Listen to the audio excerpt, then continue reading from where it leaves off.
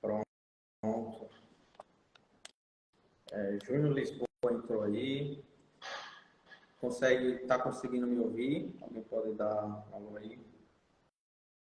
Dr. Rafael Franco.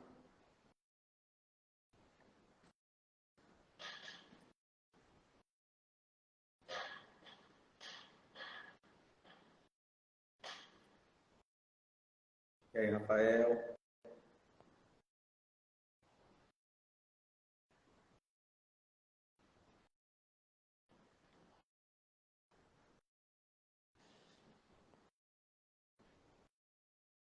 Então, pessoal, boa noite.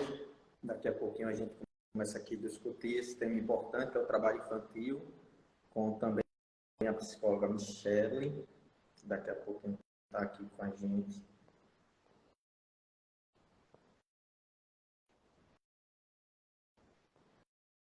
Para quem não conhece, esse é o Instagram aqui do Instagram do Projeto RECA, lá de Simão Dias, que a gente está construindo uma parceria.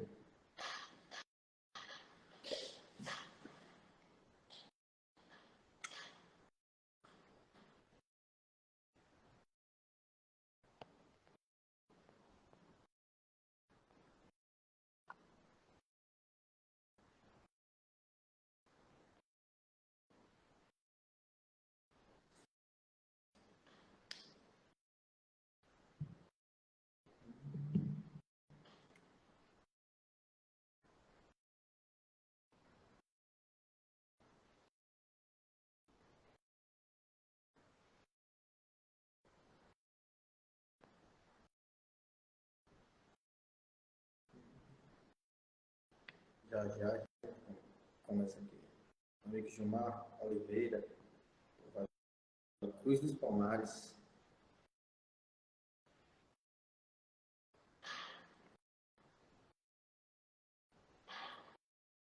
Jéssica, minha diretora, a gente já pode iniciar. Pode dar um alô aqui.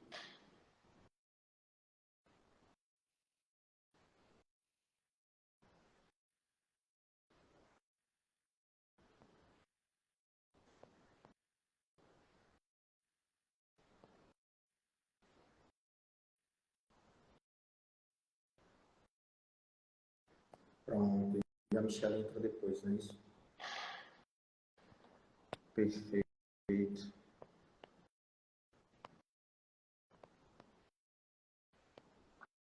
Estava querendo ver aqui como é que desliga os comentários para eu não focar tanto nos comentários e esquecer do conteúdo. Acho que o áudio tá bom.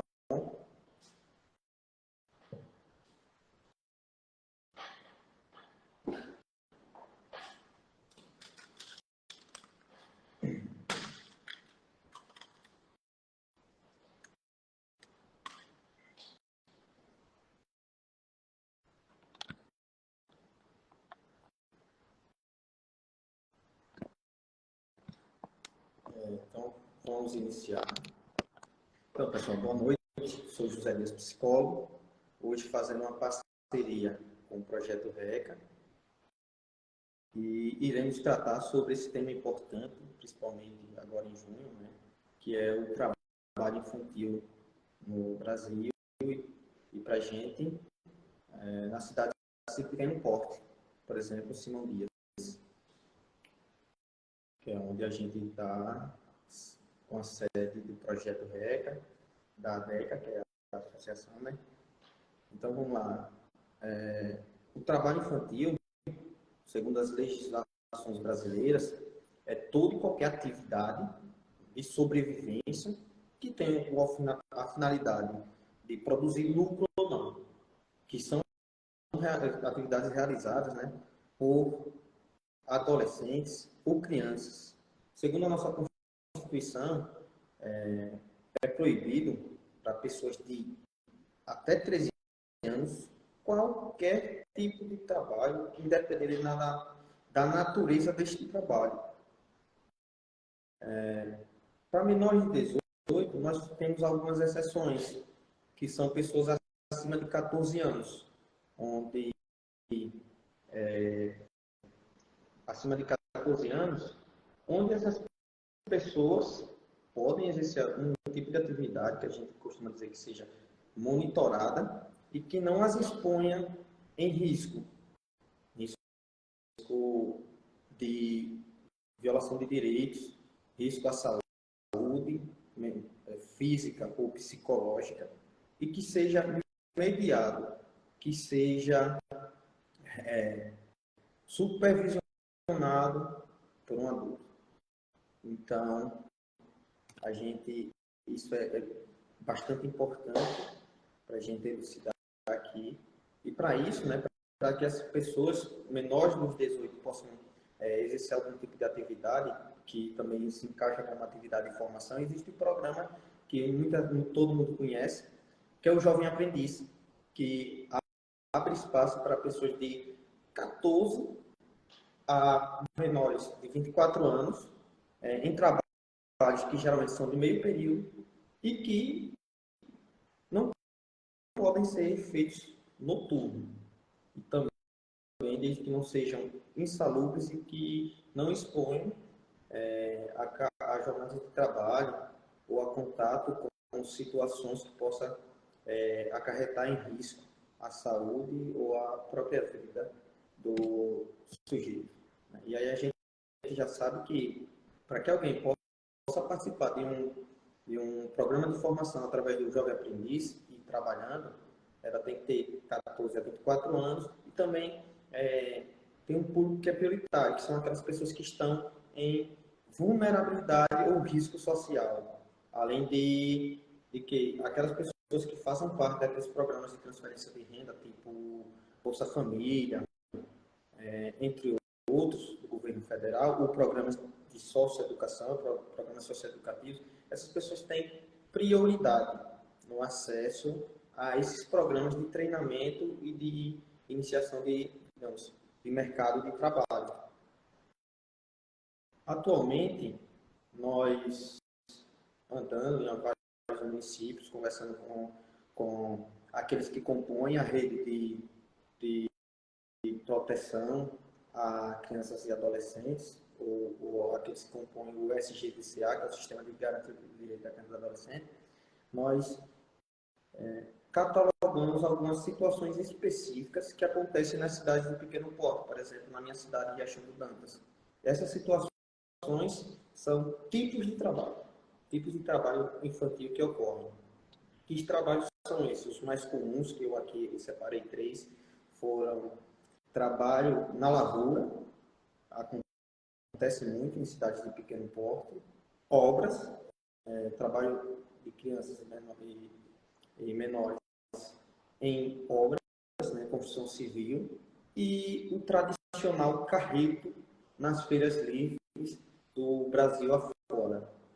É algo que é muito comum a gente chegar numa feira livre e encontrar crianças fazendo carreto. Muitas das vezes, transportando um peso que excede a capacidade física dela mesma.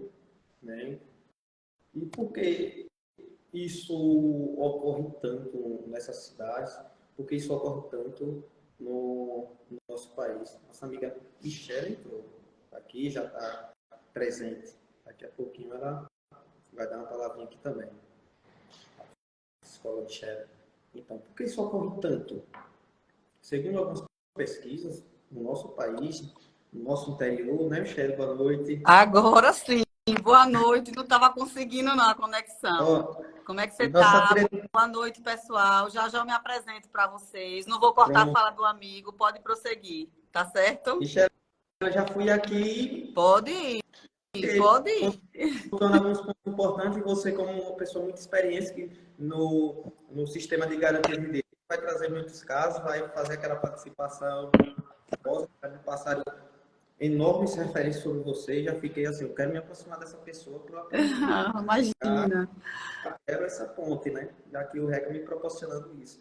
Então, Michelle, eu falava de algumas situações que faziam com que crianças e adolescentes acabassem se envolvendo em atividade de trabalho, né, configurando-se na Constituição Federal mesmo disso, do trabalho infantil aqui no nosso país, que é o quê? A pobreza extrema, né? A grande massa de pessoas que vivem na linha da pobreza, e a má qualidade da educação.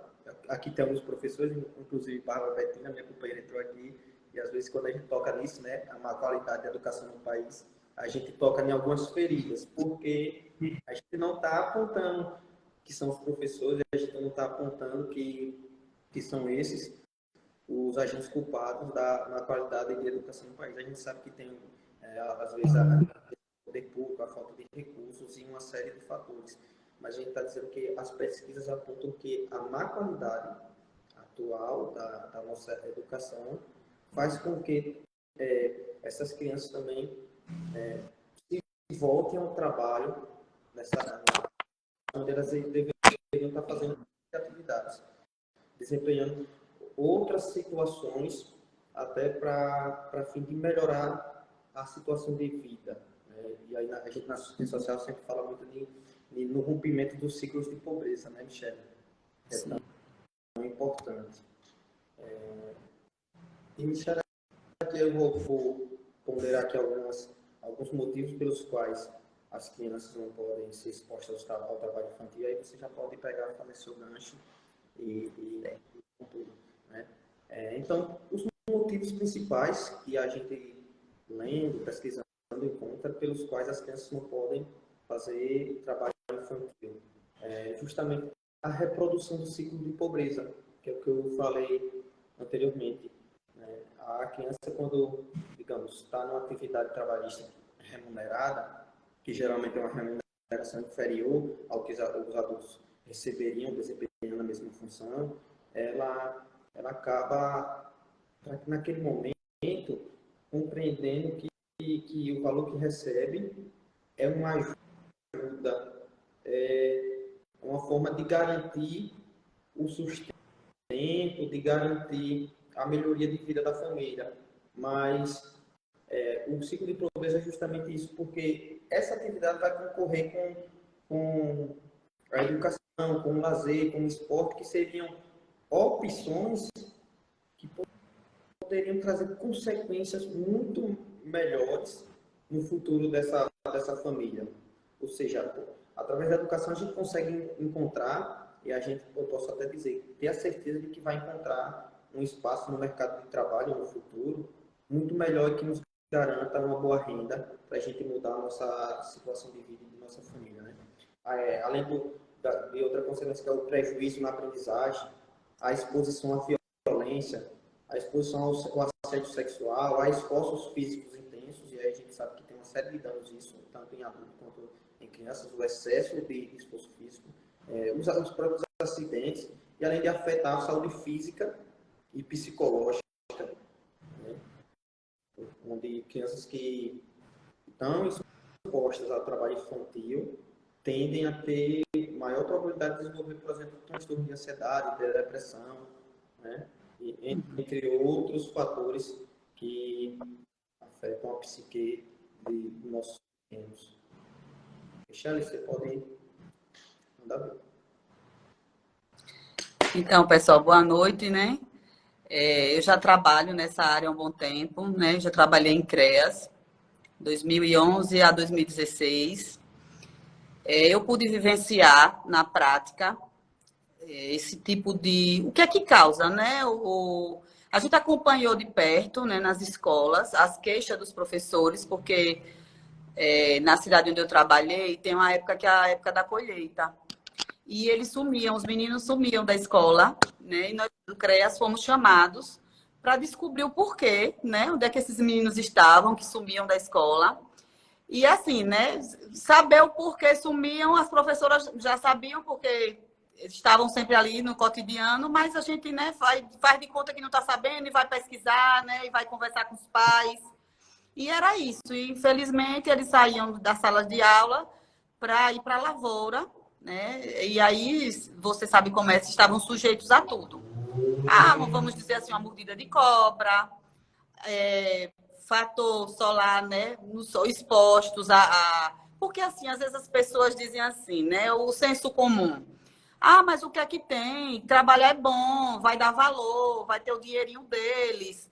Mas só que ninguém imagina que coisas ruins podem acontecer com esse trabalho, né? Tem o que é que pode, como eu estava falando anteriormente, vamos dizer assim, um câncer de pele. Uma criança fica exposta muito tempo do sol, né? Tem um câncer de pele.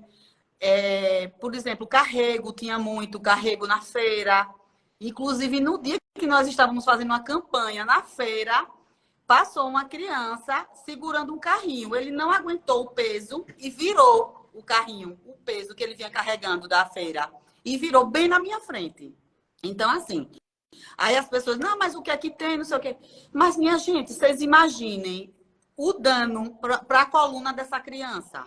Ele carregando esse peso, né? Que, muito maior do que o peso dele, né? Então, assim, o que é que a gente pode imaginar? Esse menino, ele vai crescer. E ele precisa trabalhar, ele precisa, vamos dizer assim, vamos dizer que ele vai para uma empresa. Tem empresas que fazem exames médicos, né? A maioria das empresas boas, assim, grandes, elas fazem exame médico para ver como é que você tá. Se você tiver legal, você entra na empresa. Mas se você tiver um dano na coluna, por exemplo, vamos dizer que esse menininho cresceu e ele cresceu com uma lesão na coluna.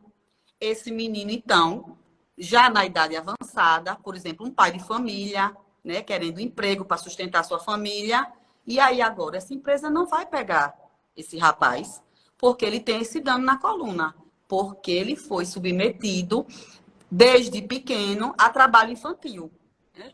E assim, fora outros e outros casos que eu pegava, por exemplo, vamos dizer assim, aí o pai manda a criança na feira fazer carrinho.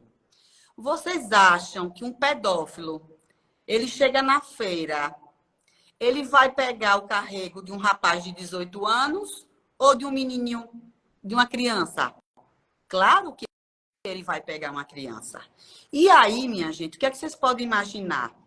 Quando ele chega, aí ele vai levar esse carrego. Vamos lá contar toda a história. Ele chega na casa desse pedófilo com essa feira. O que é que vocês acham que esse pedófilo faz? Ele conquista, ele oferece celular, ele oferece PlayStation, o que ele quiser, doce, entendeu? E aí vai conquistando essa criança, e aí é onde o mal, né, pode acontecer. Então a gente acha que na inocência não é bom que trabalhe e tal. Mas o problema é o que vem por trás do trabalho. O que é que o trabalho, né, vem trazendo? Fora aviãozinho, traficantes usam essas crianças, né, para entregar droga.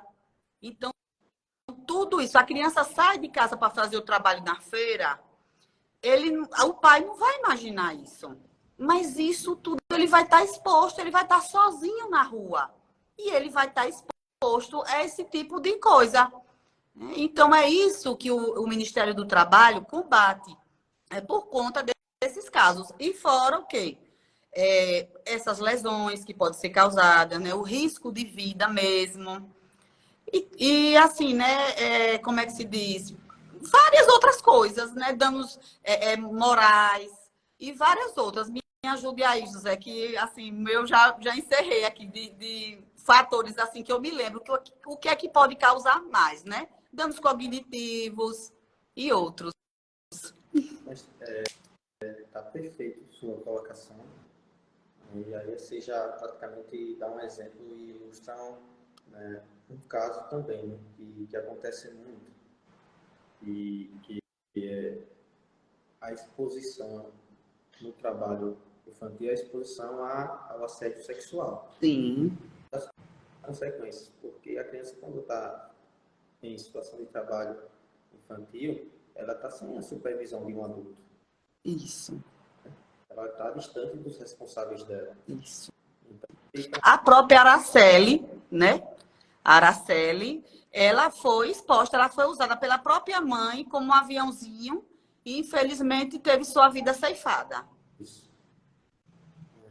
E se você quiser, nem todo mundo conhece um pouco o caso dela. Se você quiser, pode esmiuçar um pouquinho o caso dela para a gente ilustrar aqui um pouco mais. Então, a gente falou dela mês passado, né? Que foi o mês do abuso e exploração sexual, né? Foi o mês de combate, né? Que a gente se fala muito. E essa menina, ela foi usada, a mãe era dependente química, e pediu para que ela saísse. Isso aconteceu no Espírito Santo, se eu não me engano, né? Eu acho que ela tinha 6 anos, é isso, me ajude aí. 8 anos, uma coisa assim. E ela foi usada pela mãe. A mãe pediu que ela saísse mais cedo da escola, pediu aos professores que liberassem ela da escola, porque ela teria que levar um pacote à casa de um pessoal. E lá chegando, ela encontrou vários homens e, infelizmente, ela não saiu com vida, né, desse local. E ela foi levar droga. A mãe mandou ela levar droga nessa casa. Infelizmente, ela não saiu com vida, né? E a campanha leva esse nome dela, né? Araceli. E assim, é muito triste e para a gente ter uma noção, eu estou só ilustrando, assim, não vou entrar muito em detalhes, mas para a gente ter noção o que uma criança pode passar, né? Que uma criança pode passar. A mãe sem maldade nenhuma achou que era besteira, só levar um pacotinho e vir embora, né? Mas infelizmente não, né, não tem nada de besteira nisso. Quando você expõe um filho seu a uma coisa dessa, né, você não sabe o que vai acontecer. Infelizmente. E o caso dela abrange tanto o trabalho infantil quanto a situação de abuso e exploração sexual, né? A violência sexual contra a criança e adolescente. Ilustra bastante. É um caso que a gente usa como exemplo, né? Já que teve toda a repercussão nacional. E, assim, ó, a gente conversando no REC essa semana, a gente falando sobre a live, né? Sobre o objetivo da gente trazer essa live e levar essas informações para pessoas. É justamente com o objetivo da gente responsabilizar toda a sociedade para isso. A gente, às vezes, fica muito esperando o Conselho Tutelar agir, né? Só que o Conselho Tutelar vai agir quando ele tem a noção e quando ele consegue perceber que uma situação de violação de direito está ocorrendo. Trabalha numa violação de direitos bem clara da criança e do adolescente. Então, a live de hoje, a gente tem essas situações e refletir sobre qual a parte da gente, não só como profissionais, mas sim como cidadão brasileiro. O que a gente pode fazer? O que a gente deve tentar propiciar para nossas crianças, para a gente afastar desses tipos de situações e protegê-las? Esse é o nosso caminho, né? E aí, parafraseando, para a gente falar um pouco sobre isso, parafraseando a nossa, uma lei que todo mundo conhece, que é o ECA, né, que é o Estatuto da Criança e do Adolescente, a gente não pode falar de criança nunca sem citar ele. E principalmente sem assim citar o artigo 4º, né? Que eu vou ler aqui na íntegra, que é onde fala que é dever da família, da comunidade, da sociedade em geral e do poder público assegurar com absoluta, e essa questão aqui, que às vezes a gente se pega em algumas discussões, né? E a gente percebe, quem tem mais prioridade? A criança, o idoso, o gestante, quem tem mais prioridade? Segundo essa lei, a criança, porque veja, ela não tem só a prioridade, ela tem a absoluta prioridade, né? A prioridade é o quê? A efetivação dos direitos, que são a saúde, a alimentação, a educação, o esporte, o lazer, a profissionalização, a cultura, a dignidade, né? O respeito, a liberdade e a convivência familiar e comunitária. Então, nesse artigo a gente encontra tanta coisa importante e nos coloca uma responsabilidade, que é proteger, que é cuidar. E proteger e cuidar é a gente tentar garantir que esses direitos sejam cumpridos, que eles tenham acesso a esses direitos, que é uma obrigação nossa, do Estado, da sociedade como um todo, propiciar a eles esses direitos. Então, quando a criança está exposta ao trabalho infantil, ele está em uma situação que priva ela de tudo isso, porque ela está privada do lazer, vai ter prejuízo prejuízo na educação, né? Vai ter prejuízo na saúde física e psicológica. Isso. Né? Então, gera um monte de prejuízos aqui. E a gente, às vezes, visualiza situações e acha que a gente não pode ser um chato, e meter a colher mesmo e de buscar ajuda para aquela criança. Principalmente, né, quando essas crianças estão em tipos de trabalho que expõem de forma muito até escrachada a prejuízo, a riscos iminentes. É o que acontece muito em todos os lugares. E a gente discutindo, a gente encontrou uma cidade onde as crianças estão concorrendo o trabalho em coletar lixo e materiais no lixão com a escola. E aí o pessoal lá do REC, a gente conversamos e a gente vai tentar pensar em um plano para conseguir entrar nessa realidade e tentar mudar um pouco a situação que foi denunciada em um desses encontros. Né?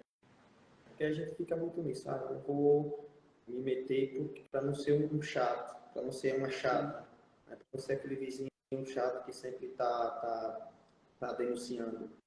Mas a gente não está denunciando, a gente está protegendo. A gente está cumprindo, ou tentando cumprir um pouco do que essa lei brilhante, que é o ECA, nos obriga a fazer. E quando a gente não faz, a gente está fazendo o quê? Está sendo negligente, está sendo omisso. Isso. Está ajudando na reprodução desses tipos de violação. Eu tive a oportunidade de estar numa audiência com o juiz do trabalho. Eu acompanhei o prefeito da cidade na época porque, né, foi um compromisso firmado pela cidade de que, né, tem essa proposta de que até 2025, né, vai se extinguir o trabalho infantil no Brasil. E aí eu tive essa oportunidade de estar numa audiência com o juiz do trabalho e ele deu uma dica, assim, né, porque não é tudo que o juiz do trabalho ele se defende, ele não, né, a gente não é contra todo tipo de trabalho infantil. Um exemplo que ele disse que é interessante e que não pode ser punido nesse caso. Por exemplo, um pai feirante está com seu filho dentro da barraca e, tipo, a criança está ali ajudando a ele a colocar frutas ou verduras na sacolinha, passar troco. Então, ele disse, olha, isso é um exemplo do que é permitido. Né? Eu quero trazer esse exemplo para ilustrar nossa live, porque vai dizer, não pode nada, não pode. Não, entendeu? E aí existe aberturas. Eu não sei como eu cheguei atrasada aqui, não entrei atrasada. Eu não sei se você falou do menor aprendiz. Você já falou, né? Pronto. Então, assim, a partir dos 14, né? E a depender do trabalho, que não cause nenhum dano, que ele tem que estar na escola também. Então, assim, um exemplo é esse, um trabalho que não cause risco à criança, como, por exemplo, esse exemplo que o juiz deu, de que um feirante pode levar seu filho para ajudar ele. Por quê? O pai está ali do lado, o pai está supervisionando a criança, está vendo com quem ele conversa, né? Está vendo o que ele está fazendo. Então, isso é um exemplo de trabalho legal. Né? O filho está acompanhando o pai e está vindo o pai na prática, trabalhando, está aprendendo um ofício. Mas por quê? É permitido? Porque o pai está próximo, está supervisionando. Certo? Beleza. Pode dar continuidade, José. Aldo aqui mandou um alô e o professor Francisco para registrar aqui rapidamente. Então, e se tocando nesse ponto é muito importante porque durante esses dias eu fazendo algumas palestras em alguns lugares, quando eu toquei nesse ponto, é justamente isso que acontece. O pessoal acha que nenhum tipo de trabalho pode ser feito. Não, não é isso. Há as exceções. Isso. Né, que a gente tá acima de 14, né? Uhum. E aí, coisa que foi muito importante e que se torna um pouco comum e a gente às vezes não para refletir sobre, que é a questão da criança cuidar de outra criança dentro de casa. Da criança, contribuir com os afazeres domésticos, né? E aí até uma criança levantou a mão e gritou, então eu tenho trabalho doméstico porque minha mãe pede para eu lavar meu prato, minha mãe pede para eu lavar, ou para eu dobrar minha coberta, arrumar minha cama. Então, aí fica muito essa questão, não, isso não é trabalho, isso é dividir as tarefas. Essa gente uma casa, a nossa casa é uma organização, é como se fosse uma empresa. Então, dentro dessa empresa, todo mundo precisa ter uma função. Isso. E nada mais justo do que seu brinquedo, eu pegar meus próprios brinquedos e guardar. Nada mais do que eu acabar de almoçar, eu com 10 anos, 9 anos, 11 anos, eu pegar meu próprio prato, meu copo e lavar. Né? Eu me acordei a dobrar, fazer minha cama, dobrar minha coberta. Isso não é trabalho. Agora, uma criança de 10 anos, de 11 anos, 13 anos, uma pessoa menor de idade, passar o dia todo cuidando de um irmãozinho, cuidando de uma irmãzinha, isso não é permitido. Né? Porque criança com criança não cuida de criança. Criança com outra criança tem que brincar. Isso. Verdade? Aí fica muito essa questão. Com certeza. E assim, os pais querem delegar uma tarefa que é deles para um outro filho, né? Isso não é justo, né?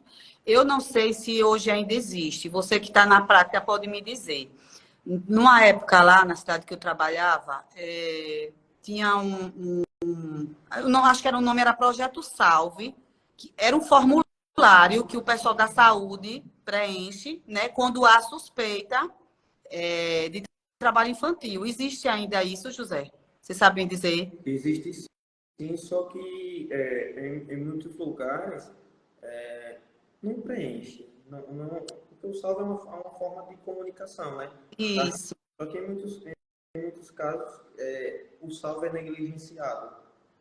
Essa é uma coisa que precisa ser difundida na saúde, né? Até porque eu sempre questiono, né? A gente também faz parte da área da saúde. Eu questiono porque muitas das vezes nem os profissionais sabem que existe esse mecanismo. Que tem. Isso mesmo.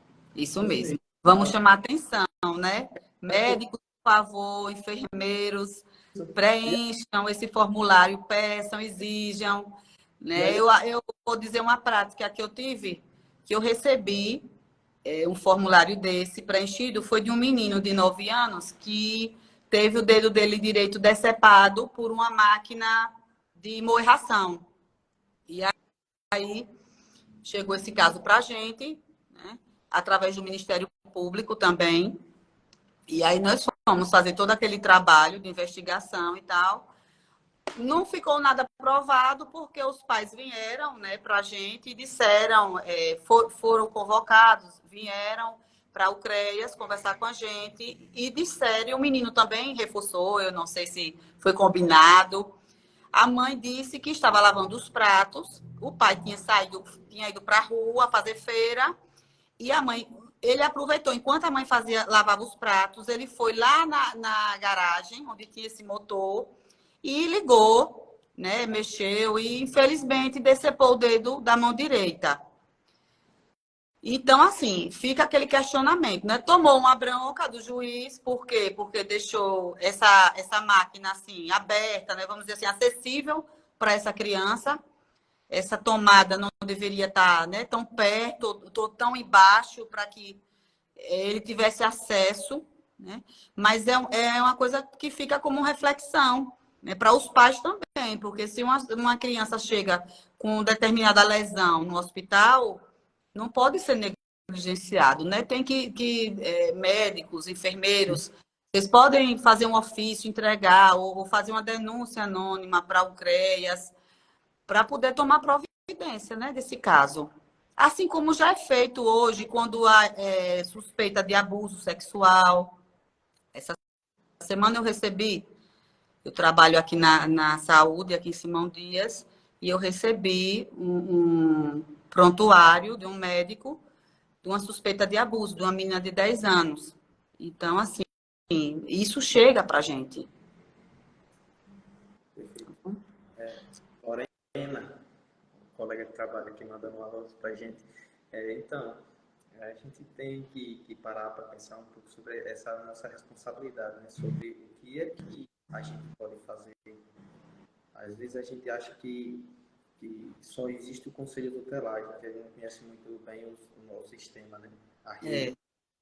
Então, a gente, para a gente já ir aqui para o final dessa live, a gente tem que perceber que há vários órgãos onde a gente pode fazer esse direcionamento. Porque muitas das vezes a criança ou até a própria família não percebe que o que causa, o que ocasiona a criança estar sobre esses tipos de atividades.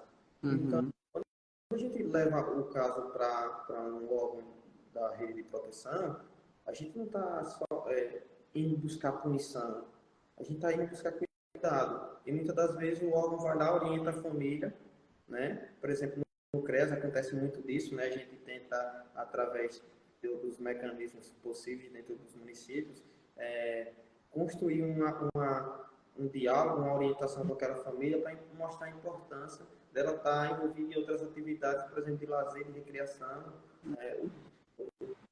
dentro de ambientes que ele possa ter acesso à cultura, a esporte, que concorra com essa atividade trabalhista. Para que, ao invés de ela receber um valor instantâneo, mas que é pequeno, que não vai modificar o futuro dela, ao invés de ela estar nesse tipo de atividade, ela está em espaços que proporcionam para ela opções, possibilidades de um futuro melhor.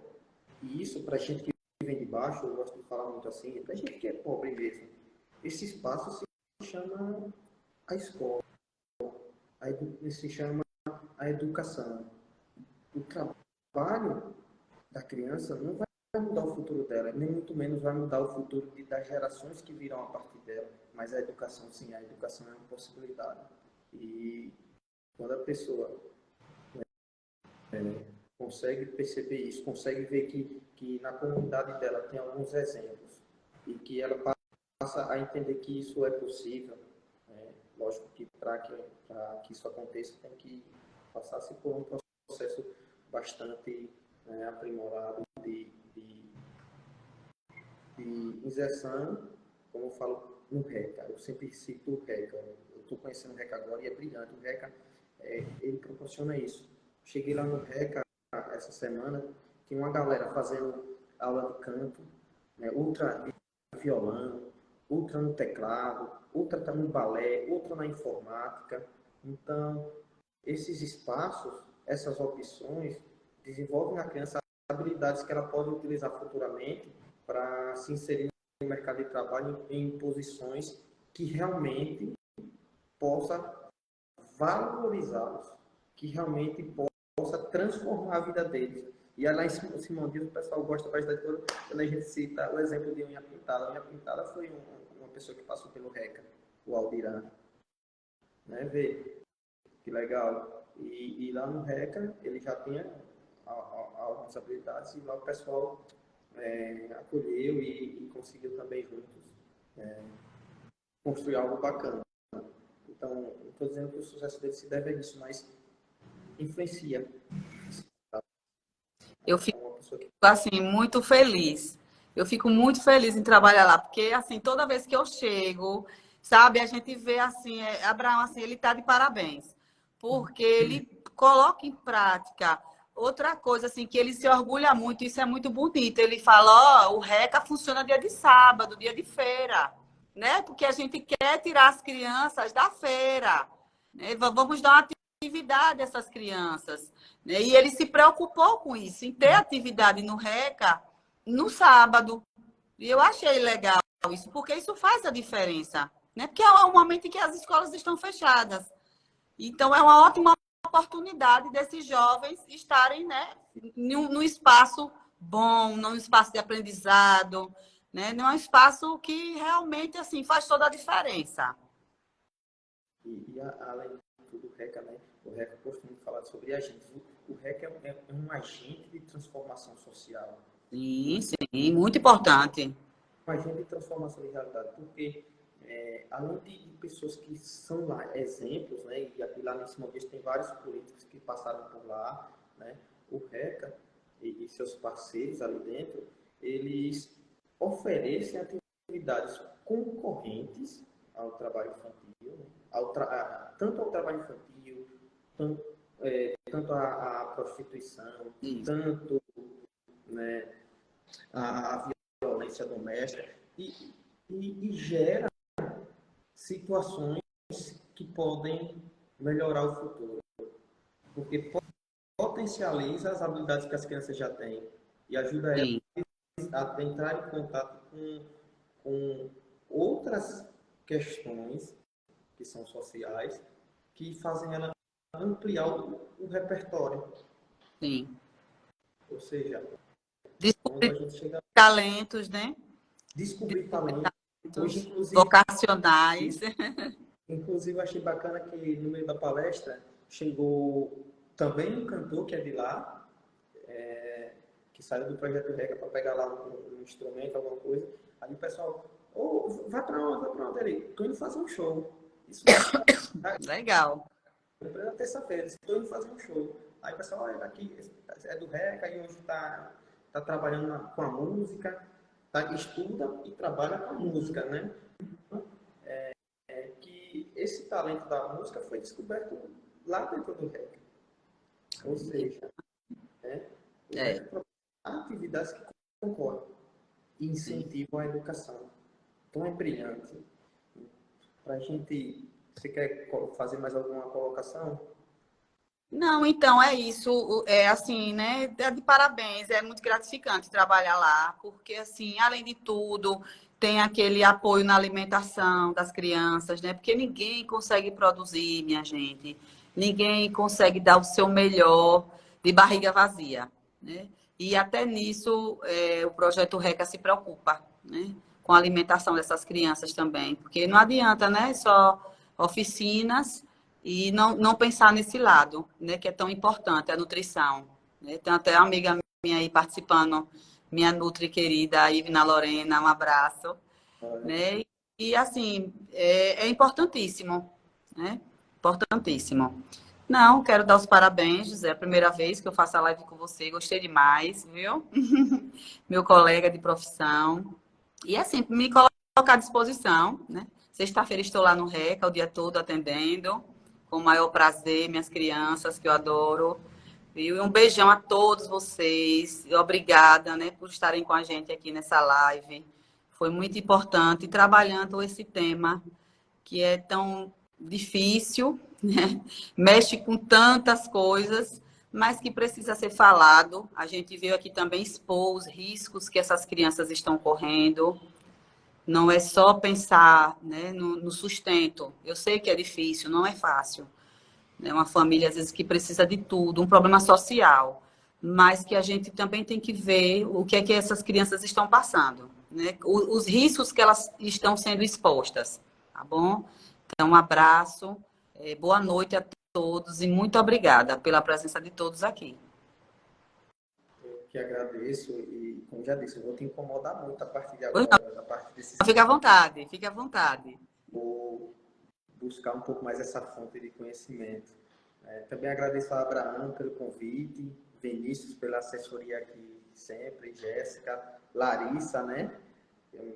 Pessoas maravilhosas que estão nos acolhendo. Eu agora, chegando agora nesse projeto bacana. E já faço uma sugestão aqui para Abraão, para todo mundo, que a gente marcar um dia aqui para a gente disseminar um pouco mais o que é, propriamente dito, o projeto RECA. Isso, Né? importante. Os parceiros que tem, fazer uma coisa de mesmo para quê? Porque o RECA a gente não vê em todos os municípios. A gente não vê. Tem lá em Simonias e é um modelo, é um exemplo que deveria ser copiado. Porque o que é bom, a gente tem que copiar mesmo. O projeto que dá certo, que leva ao desenvolvimento, que muda a realidade, tem que ser copiado. E o RECA é um desses. Então, graças a Deus, só vem crescendo. Crescendo muito, muito. Muito, Vai muito. demorando alguma conquistas lá e eu olhando de perto, querendo entender um pouco e ficando maravilhado cada dia que a gente chega até lá. Então, a gente agradece a todos vocês que participaram aqui com a gente. Espero que tenham aproveitado. Qualquer dúvida, podem entrar em contato com a gente. Tem o REC aí, se vocês quiserem conhecer esse projeto e pegar esse modelo bacana, para quem sabe, conscientizar os gestores, conscientizar a comunidade civil para tentar implantar algo semelhante na cidade de vocês. Para encerrar, eu cito aqui uma frase de um autor que eu ainda não conheço, que é: não proteger a infância é condenar o futuro. Essa é clichê para a gente, né? Então... Bonita frase. Tchau a todos. Boa noite. E por participarem na noite de hoje. Teremos vários outros. Conto com você, Alexandre. Se quiser. Boa noite a todos. Tchau, tchau. Tchau, tchau.